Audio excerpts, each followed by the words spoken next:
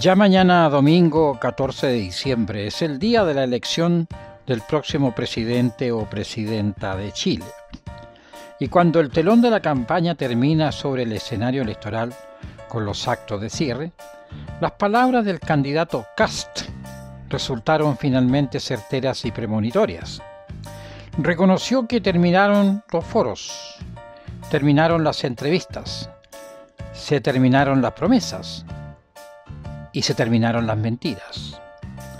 Y para saber si se ha mentido alguien, tendría que desenmascararlas. Mañana domingo será la ciudadanía la que juzgue y elija con su voto. Las palabras del candidato de la ultraderecha chilena, José Antonio Kast, especialmente aquellas que dicen que se terminó la campaña y por ende se terminaron las promesas y las mentiras, me recuerda un grave episodio en España que, por mentir, costó la elección del presidente español de entonces. El candidato Kast reconoce que en su campaña ha mentido. Podría ser un desliz, un lapsus, pero no. Lo reiteró 2 veces la misma noche al término del segundo debate televisivo. Yo digo que valientemente ha reconocido aquello que ha mentido. ¿Qué consecuencias en la intención y decisión de voto puede tener reconocer que ha mentido en la antesala de una elección? Recordemos la experiencia española y la reacción del pueblo español en una encrucijada de drama, de dolor y, como en Chile, de colosal mentira. El día 11 de marzo del año 2004, un atentado terrorista yihadista vinculado a Al-Qaeda en la estación Atocha de Ferrocarriles de Madrid, en la hora punta de la mañana, hizo explotar una seguidilla de bombas. 193 personas muertas y casi 2.000 heridos.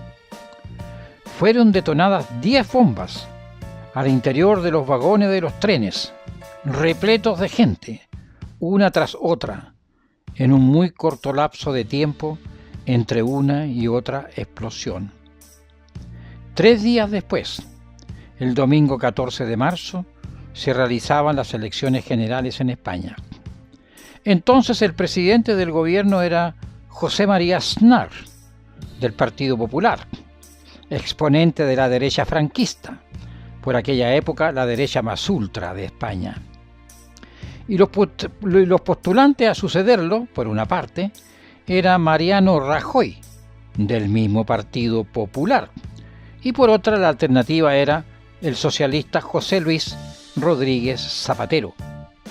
Pues bien, el presidente José María Aznar se apresuró a sindicar como autores de ese terrible atentado a la ETA, organización vasca, independentista, que optó por los atentados terroristas como método de acción política contra el Estado español y quienes lo representaban.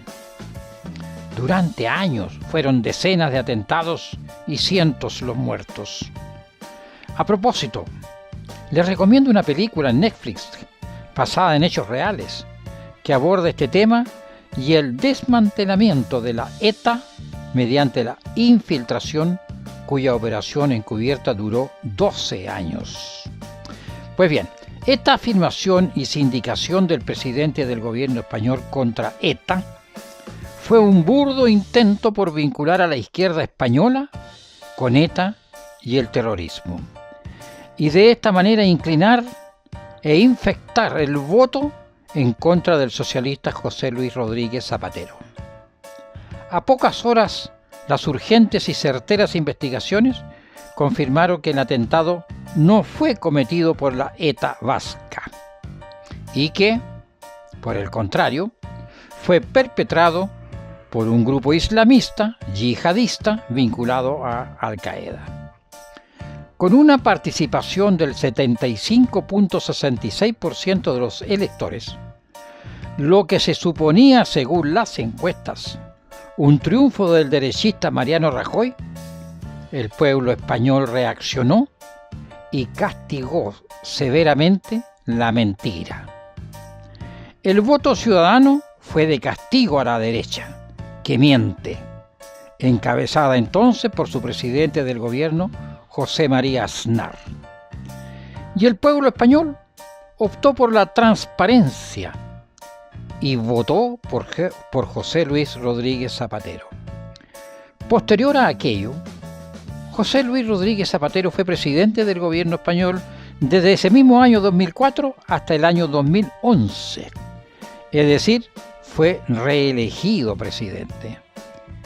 ¿Qué lecciones y similitudes podemos encontrar con la antesala de la elección presidencial chilena de mañana domingo, 14 de diciembre?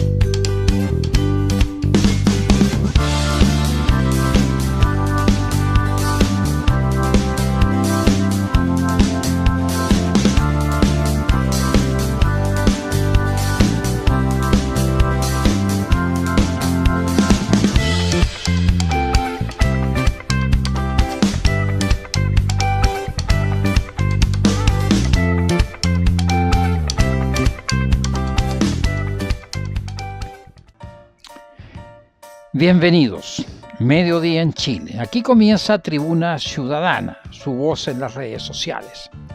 Aquí donde a usted se le reconoce que merece más y mejor, porque sus derechos, nuestros derechos, no son ni debieran ser favores políticos.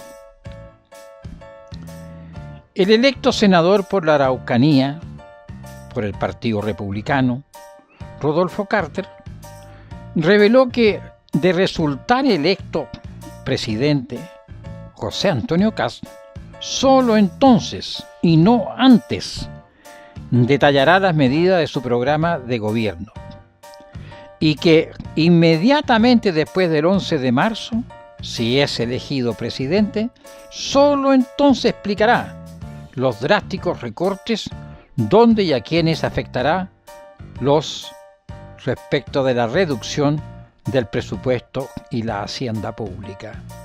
Y además señaló que no lo hacía antes por temor a la reacción de los ciudadanos que se verían directamente afectados por aquellas medidas.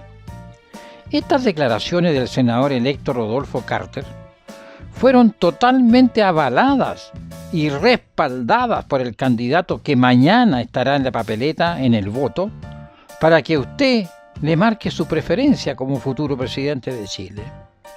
Aquí queda de manifiesto lo que ha negado en toda la campaña el candidato Kast: no explicar ni detallar el cómo, cuándo y a quiénes afectarían sus medidas de recortes presupuestarios.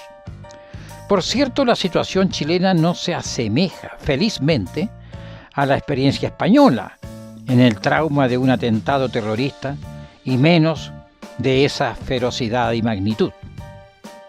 Pero sí tiene un vaso comunicante: la mentira. La mentira. En tribunas pasadas abordé la gravedad de la censura por omisión a la que estamos sometidos los ciudadanos chilenos.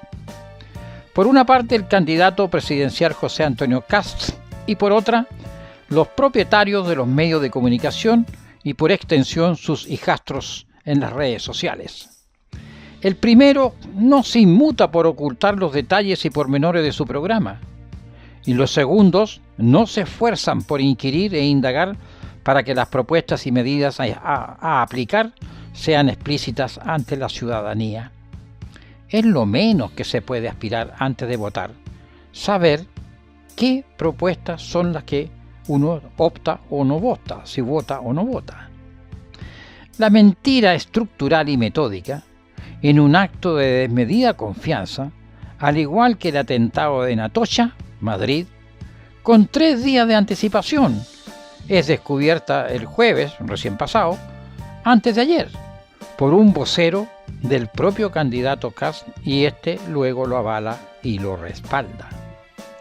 Ha sido una estrategia electoral ocultar la verdad y mentir por añadidura, censura por omisión mediante, para no provocar reacciones negativas o cambios en la intención y decisión del voto. Pero ya fuimos notificados.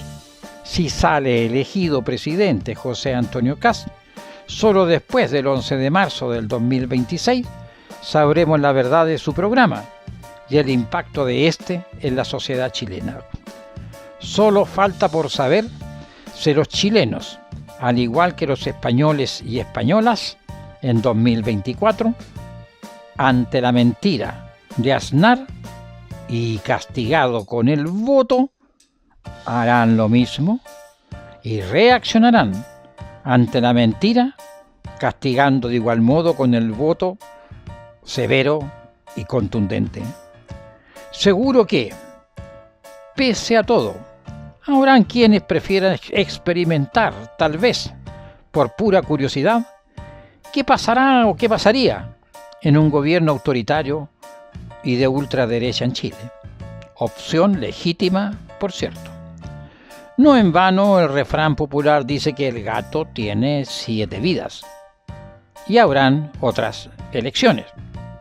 Pero, sin embargo, no olvidemos también que la curiosidad mató al gato. Esta fue su Tribuna Ciudadana semanal. Hasta el próximo sábado.